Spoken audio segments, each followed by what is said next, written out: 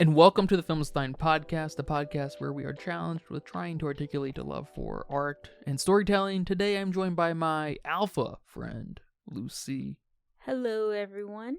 I'm glad everybody could join us today. Thank you very much for being here, because today we will be talking about Danny Boyle's 2025 release, 28 years later. If you want to support us, go subscribe to our Patreon. And I'm very curious where this conversation takes us. We've covered a few Danny Boyle films here, and there's a few things I very much like about 28 years. The beginning, obviously, is the strongest part. As is the case in most films, a lot of films find themselves meandering around and concluding on pointless ground. We come running out of the gates with this very explicit coming-of-age film. The beginning sections, especially when they were preparing for their journey, reminded me of The Green Knight. We have this really strange parallel, it's very cool, of medieval battles or war instances kind of helped lay the groundwork to identify the heroism, the Green Knight type of heroism in Spike. Because similar to the Green Knight, Jamie and Spike go out to collect things to get Spike's first kill, yada yada. Things don't go especially smoothly, yet they come back and Spike's dad is celebrating him like he is this legendary hero. Obviously a great compliment to laying the foundation of a coming-of-age story. But for some reason, after that first section, we completely drop that parallel. We arguably completely drop the coming-of-age journey completely. At the same time, I thought this film was going to lean into some sort of rapture ideas, even to me kind of suggesting that the alpha is Jesus Christ, or Jesus Christ-like figure, especially with its early mentions of religiosity. Turns out that's just a callback to the original 28 Days. I will also add one thing I really enjoy about this film that is somewhat investigated on a smaller scale in the first two and kind of justifies why I even make the film today, is this emphasis of divide. It's a little lazy, like many Danny Boyle films, but we have Jamie go on this little spiel. It feels a little bit like this 12-year-old talking about this thing they saw. They saw Ralph Fiennes' handiwork of burning bodies, and they got scared, him and his crew, and they ran back, and they talk about it like it's some crazy thing. It's a little crazy, but they talk about it in such a way that a child would talk about it. And for some reason, that's all that Spike needs to know to go on this crazy journey to save his mom. But this suggestion of divide and kind of keeping to your own tribe in today's world is very cool. Whether it's true or not, or just the perception, the West does feel more divided now than ever. And of course, throughout the rest of Spike's journey, up until the very last moments, we forget that was ever suggested, and then there seems to be a exclamation mark of bringing that point back up. But the visuals are great, the zombies are great, the fat zombies are awesome, the alpha is cool.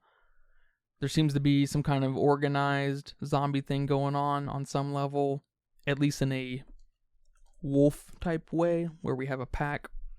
This lost point of remembering the dead, appreciating the dead is cool, but everything we get out of Spike and his mom is all pretty weak, and I have to guess only laying the groundwork for what's to come, just dragging out this man's growth.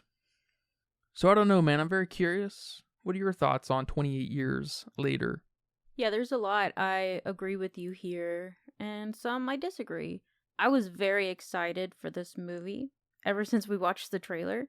I didn't even know this was part of a franchise. The trailer was so good, I would have seen this movie anyway without 28 days and weeks. And honestly, after watching it, I think it could still be a standalone movie. All you really need to know is that there was a virus outbreak 28 years ago, and that's so easily fixable, even with a small title card somewhere. I love this idea that humanity has thrived even after all these years of this rage virus spreading. we still have villages and communities. And that's nice to see in a movie about zombies, at least, without making the world feel so barren. When we were introduced to Spike and his dad, Jamie, I first thought that they were hunting zombies. I thought that's where we were going, but I guess it's sort of a training thing, right?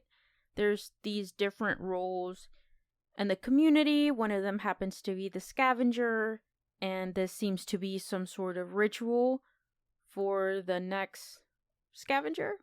I like this notion of this kid representing revival of some sort. We have this relationship with Jamie and his dad, but we also have this relationship with Jamie and his mom. And similar to 28 Weeks, we have this mother-son relationship again, acting as a catalyst. And I really thought there was going to be some sort of allusion to the immunity that the mom and son represented in 28 Weeks, but I guess not. I thought maybe that's why the mom was acting crazy, because there was some sort of give and take, some sort of compromise, sacrifice, that if you have the immunity, you went crazy, but you were immune. But there wasn't much point to their relationship, at least some sort of metaphor that I was looking for. And I thought the inclusion of Dr. Kelson was going to be him helping them find a cure of some sort, but completely didn't go that way. We talked about 28 days and weeks and how the zombies represent something in the film. And I love what they have to represent here. Not only are they a metaphor for society's collapse, similar to the other films, but also these mutations finding a way to become dominant. And we see that with the alpha zombies. The alphas represent raw dominance, both in a evolutionary and physical way, and I loved it. The performances and the characters were good. Alfie Williams as Spike was good. The mom and dad, they were good. But of course, Dr. Kelson, played by Ralph Fiennes, was the most thematically rich character. We needed more of him, for sure. I thought he was going to go back to the island with Spike and the baby, but I guess that wouldn't make sense for his character. I just thought because we made him such a powerful character, we were going to include him in more of the movie. But maybe he's in the future films. And to your point of this being an explicit coming-of-age movie, I completely agree. But I don't know if I quite agree with you that we lose that after that first act. I think with Dr. Kelson, this is a pivotal point of Spike's coming-of-age moment. He teaches him to accept death and to value life's moments and memories, but most of all, to value life's darkest moments. Something his dad did not teach him and wasn't going to teach him. And you need that in a coming-of-age movie. You need that moment where your character learns these big life things. I enjoyed the tone of the film quite a lot. I thought it was a perfect blend of this savagery, evolution thing with emotional moments. The tension in the film was phenomenal. It had these creepy elements with the zombies and the alpha zombies. But there were also other creepy elements. Like, there was a section with a girl in a mask. I'm still not sure what that was supposed to be, but it did creep me out. Of course, you can't have a 28 days, weeks, years movie without frantic editing. But it actually worked for me in the sections we included it in this movie. And I guess this film left me with a lot of questions or moments I just pondered. Why was Spike so upset with his dad? We didn't really build that up like we should have. How did they know so fast that that baby was not infected? Was that lady pregnant before she got turned into a zombie? Or is that the alpha's baby? And can they reproduce? And what was the point of Erik, that Swedish soldier? Because his inclusion in the film felt awkwardly placed. Was his only reason to exist to tell us that everywhere else was safe? And I really can't wait to talk about that ending with you. That was probably one of the weirdest endings I've ever seen in a film. I didn't like it. It was tonally deaf. And I really hope it amounts to something good in the sequel. Because, okay, story-wise, I guess I get it. Jimmy is this kid we see in the beginning of the film. There's a church. His dad gives him a cross. And we see his name sprinkled throughout the movie. Like on the side of buildings or carved onto zombie bodies. But for what? What is this ending? I'm not sure I get it. Because instead of me feeling like, whoa, who are these people? What are they doing? How do they survive? Why do they look like that? What are they supposed to represent? I'm like, what? Who are these Teletubby Power Rangers? And it killed it. It killed the vibe. It lost me. It left me perplexed. The film had raised so many semi-compelling questions about what it means to survive, what is love, what is memory and honoring. But instead of questioning these things at the end of the film, I was left to question what it just ended with. Yeah, what a bunch of great points. How could I forget about the editing?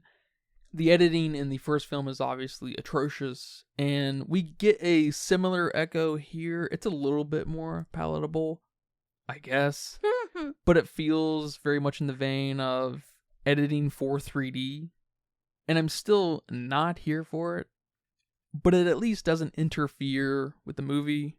Yeah, maybe that's why it worked for me, because it didn't work at all in the others, and here it's just calmer. Or at least tried to be placed where it needs to be placed.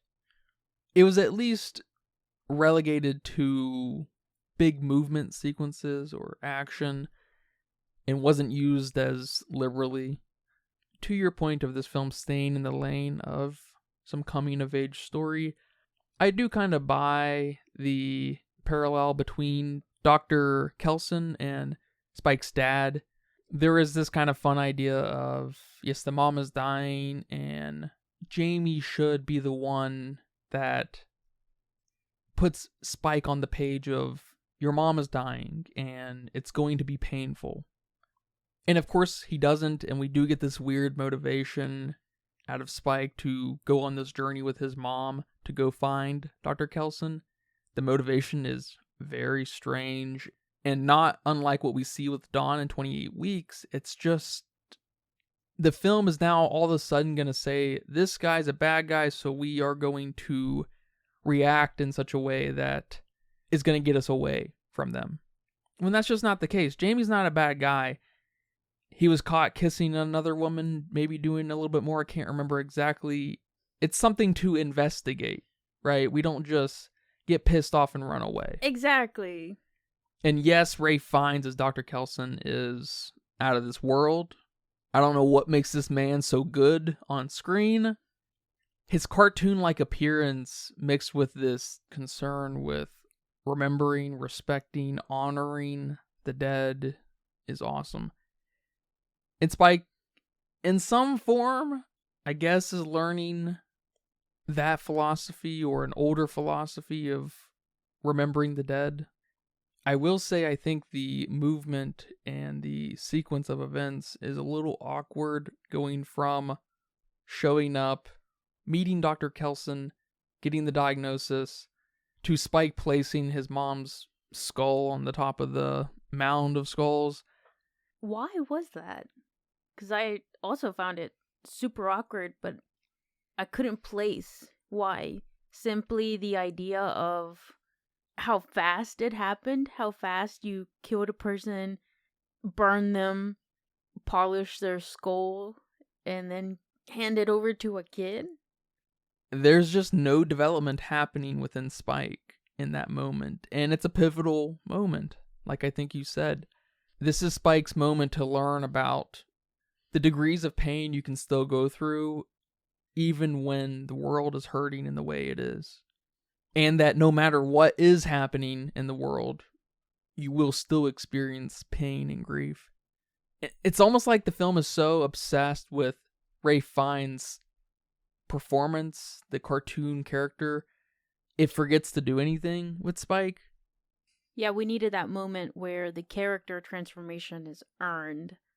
Because all of a sudden, he gets handed this skull, he puts it at the top of the skull mountain, and now he's accepted that this is death and is oddly calm after it. It almost feels like, and this is on the back of being strangely motivated to go on this journey, not really digesting what is happening while on this journey. He's worried about his mom. He almost dies. His mom saves him in the middle of the night. They meet Erik, and then Dr. Kelson finds them, saves them, really. Meanwhile, Elsa, Spike's mom, is slowly dying. She's not a very talkative person. But I will say, why my mind is kind of in the place of they just dropped the whole coming of age thing was the film seemed to recognize that Spike has to be a man right out of the gate. And we're going to have his mom call him dad to identify that. Is that Spike's dad or the mom's dad? Well, I took it as Jamie, as in Isla sees a lot of Jamie in Spike. Because I think there was a reference with Isla telling Spike, "You look a lot like your grandpa." But I just took it as she's delirious at this moment. She's not a reliable character to me. No, absolutely, but she does kind of have this meta insight of seeing the greater representation of Spike, and I think it is just that man. He's a man now. I don't know if it's important if it's her dad or if it's Jamie, Spike's dad, and that only highlights my problem of, I guess, how quickly the development of Spike's manhood is. And I'm really trying here. I really wanted Spike to reflect on something his dad said. I don't know if there was an instance in the movie that could substantiate this. We may need to add it. But Spike reflecting on something his dad said that he didn't believe in, didn't bite into, that later came to a head and was like, oh, my dad is right. Kind of neutralizing their relationship a little bit. And that Jamie's not necessarily a bad guy or something. And from my perspective, at least knocking his manhood thing down. I don't know if you got that vibe that this boy was being kind of projected into manhood rapidly on purpose, by design. And I just didn't get enough of Spike being manly, taking charge, being smart enough to validate any of that point. But I do like that Dr. Kelson at least kind of identified that point of pain. Yeah, I'm not sure about that. After their visit with Dr. Kelson, it felt like such a shift to me. Not that we were, whether successfully or not, building Spike up to be a man. Like you said, his mom saves him. He can't even carry his own mother like Erik did for him. There's these moments where he's not a man and he doesn't act like one, and it's almost like his mom is calling him dad, ironically. Like, oh, okay, dad, you're gonna save me, and just kind of playing along with her kid. If the film is forcing him to be a man earlier than he's ready for, I didn't get that. I'm really struggling here because I'm also kind of thinking, is this the film's way of disillusioning the concept of manhood, of coming of age? Because remember with Spike and Jamie, when they were out, nothing went smoothly, nothing went according to plan, right? Yet they come back and pretend it did. At least Jamie did. Kind of insinuating that this idea of manhood, ultimately coming of age, is just an illusion. And then maybe that's where Dr. Kelson comes into play, identifying that understanding pain and grief and the human condition is the much truer course of manhood, if you will, coming of age. To your point about Erik, his inclusion is very strange.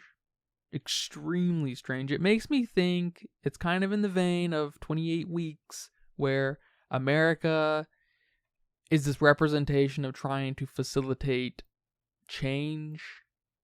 But here we have this lone soldier who crosses paths with Spike, almost like it's this acknowledgement of another country checking in on the point of some kind of revitalization. Where are you guys at? How are you guys feeling today?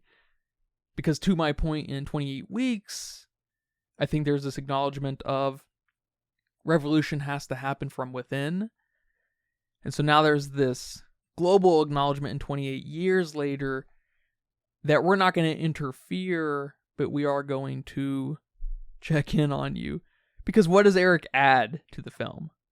Just the acknowledgement that everywhere else has iPhones and jobs, like UPS drivers. This isn't happening everywhere on Earth.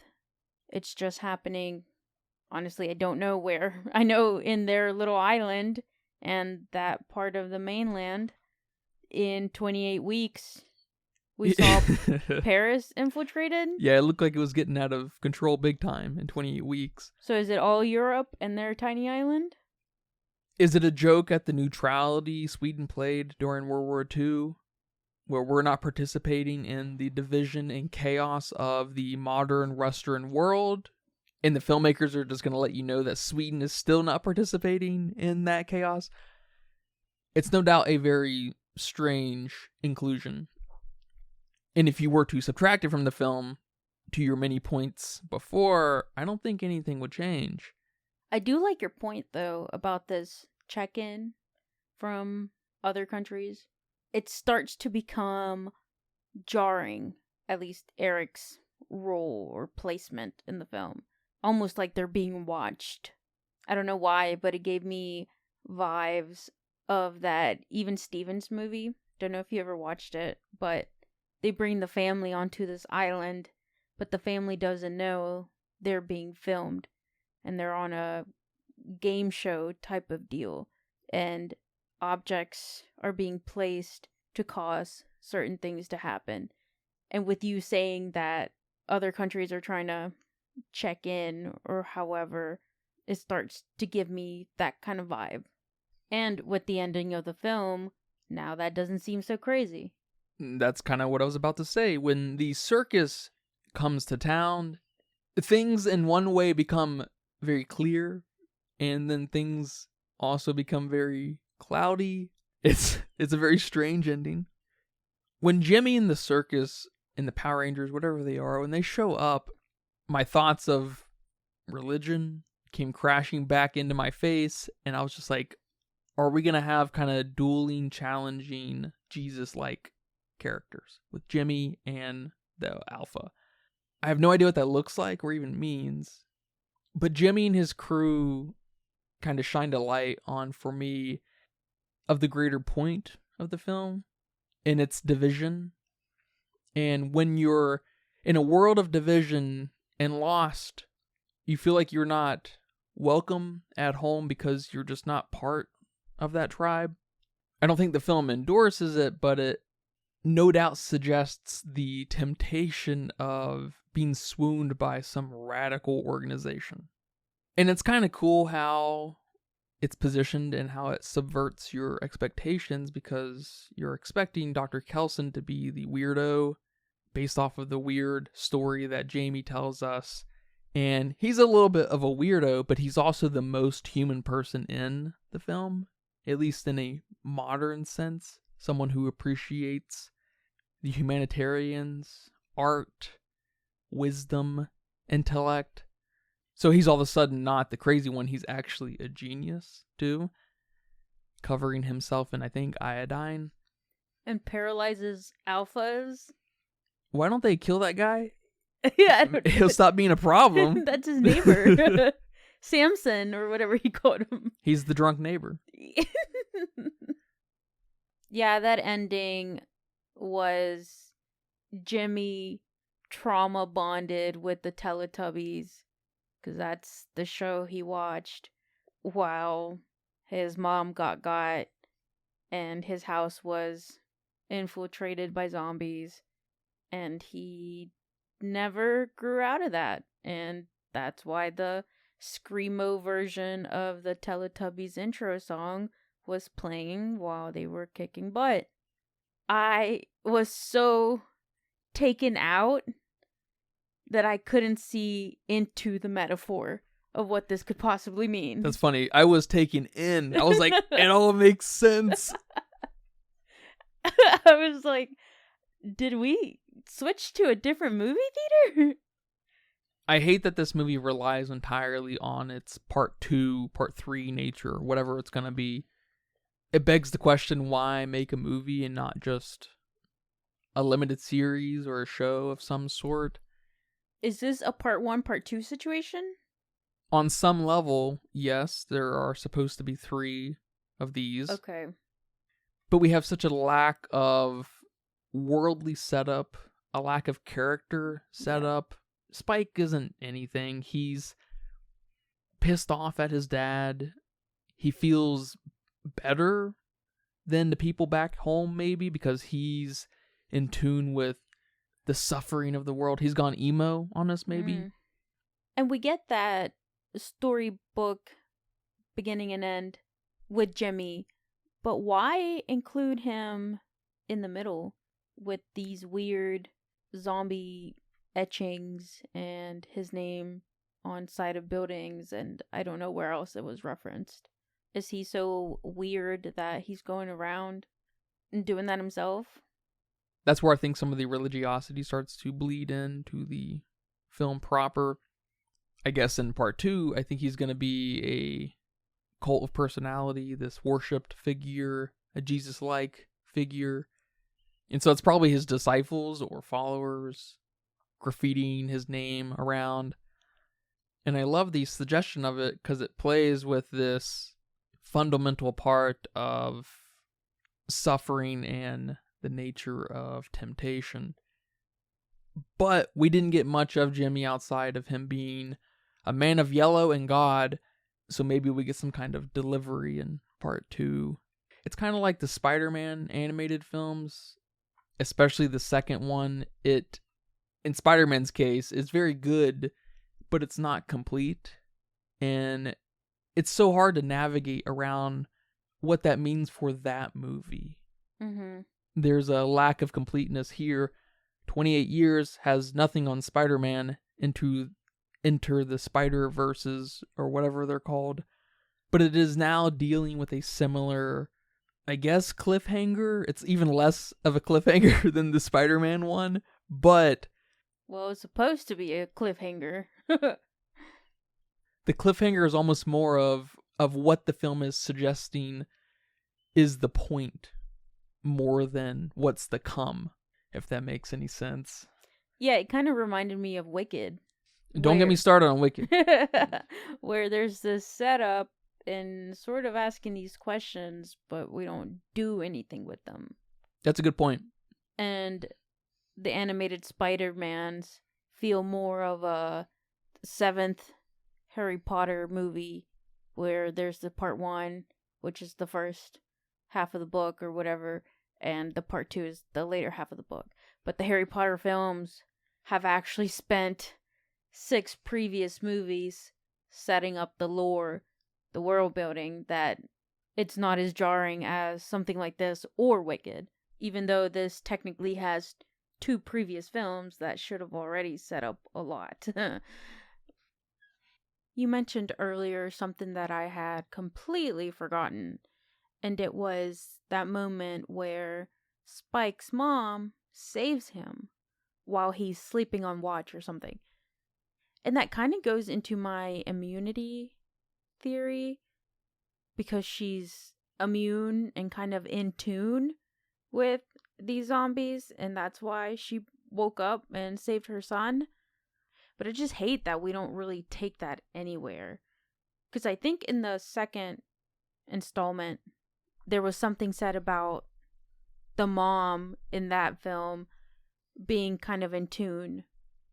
And I wish we would have given Spike's mom 2 different colored eyes or just something to keep some of that theory going, because I'd hate it for not to mean anything. Why did she wake up then?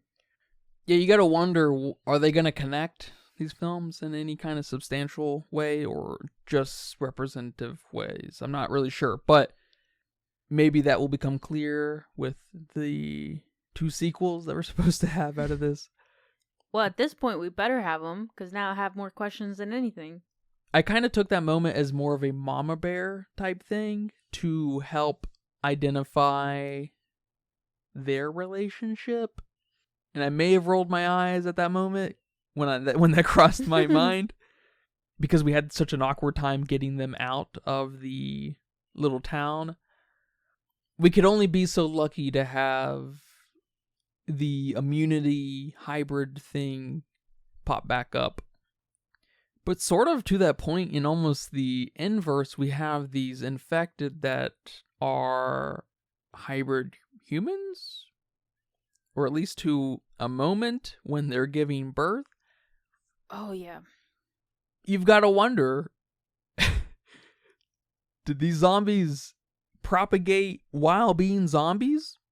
Or was that baby already in the oven when that mama got turned? Of course, if that pregnant zombie lady did not show human social body language and emotion and pain, we probably wouldn't even question it. It would be, she got infected while being pregnant and now the baby's somehow safe. But now we have some questions.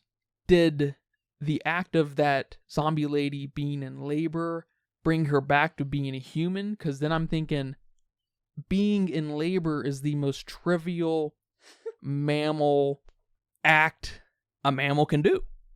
Why would a zombie lady being in labor bring her back to a point of humanity? And then she gives birth to it, and I do not trust that baby. Right? Throw that baby out. Exactly. I'm with Erik. Shoot the thing. Shoot the mom. Shoot the baby. But then we have the alpha that comes in the train, the metro thing, or whatever, the bus, and looks at the now dead pregnant zombie lady. I'm just like, oh, was that his woman? Exactly. It's so confusing, especially to the first point that maybe she was pregnant and then got infected. Dr. Kelson even explains about the wondrous things that the placenta can do, implying that the placenta protected this baby from the virus. But then we have the alpha daddy, who is clearly the alpha daddy to this baby. Because why would he look at alpha mommy that way? So, no, I'm completely with you. And that kind of comes back to my point that I've been mentioning here and there, and it only kind of accelerates across all 3 of these movies. These zombies feel more put together mentally. They're a little more organized. Because in 28 days, we get the question of where are their minds at? In 28 weeks, I feel like Don is hunting his kids, specifically. And then here, obviously, it's put on a pedestal. We have this leader. He has a pack. He is actually hunting Jamie and Spike at one point. He observes the dead pregnant zombie lady. All of a sudden, it feels like the alpha is after Spike because of the baby. Yes. Because he even follows them to Dr. Kelson's place and they hide. And the last thing here, I want to give a shout out to my favorite sequence. And I know you mentioned it earlier. And it's the section where we have the montage of these parallels of zombie versus military war images. And this lady is dictating this poem in a very military-like way, almost like she's in a megaphone making soldiers march. And I really loved it. The film knows this section was going to be loved. They used it as a trailer. It was awesome. It was giving me major anxiety. And this is really what sold the editing to me. This caused so much anxiety, not only with that repetitiveness of that poem, but the infrared shots of the zombies. We even had some zombies like throwing up in unison. It was so creepy, so jarring. I absolutely loved it. And I love that it prepped you for one of the most intense scenes of the movie. And I would put it up there as one of the most intense scenes I've seen in a while. And that is when the alpha zombie is chasing them across that strip of land that gets lost at high tide or whatever. And oh my god, was that insane. We have the reference to the crows from the first movie. The way that zombie was running, it looked like a quarterback just taking off, sprinting. He was even like, his arms were even like just rhythmically taking off. I mean, that was pretty insane to watch. And the best part of the entire movie. Yeah, the alpha had crazy form. Yes. A lot of that first act is very cool. When they're waiting in the house, before they leave, when they're seeing Spike off, like it's this medieval kind of celebratory thing. It's very cool. Even when they come back right after that section where the alpha chased them into the town, him telling the story of Spike. Of course, it wasn't as beautiful and heroic as Jamie's making it, but it's so cool. It's so fun. And I like the kind of celebratory nature of that first act and high octane, and it's mostly complemented throughout the rest of the film of being a little bit more meandery to an interesting point, a little bit quieter, of course, until they get chased by zombies a couple times. But I think my favorite thing about the film, very small, is the fat dudes crawling on the ground, sucking up anything that has nutrients. Oh, he comes up on Spike and eats his shoelace and spits it out. It's so good. Kind of like The Last of Us, we have this like evolution of different variants of zombies. Yeah, those fat crawling zombies definitely reminded me of When Evil Lurks. Just that decaying bloatingness. It was nasty. All right, man. Well, thank you very much for watching this film and talking about it here today. You're welcome. Do you have a budget guess? I'm going with 25 mil. I'm sort of putting this at the higher end of a horror film. I know the 28 days, weeks, months, years are loved, but I don't know how popular they were. So I can see this not having a crazy, crazy high budget that a 2025 film would have today. Well, it says here that it was $60 million. Ooh. And it's only been in theaters for a few weeks, but it's gone to make $125 million. Nice. So it might end up doing all right for itself. Good. I need the other two to come out, so go watch it. And over on Letterboxd with 533,000 people, they weighed in at a 3.6.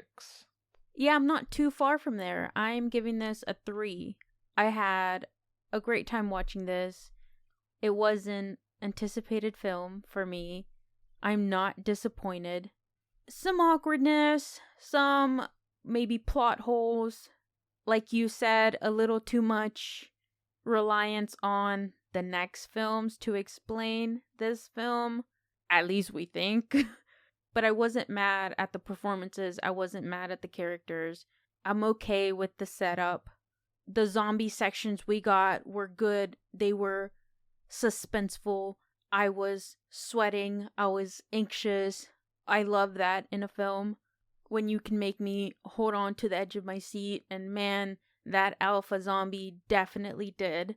Even in sections where it was just staring at you from far away. You were creeped out.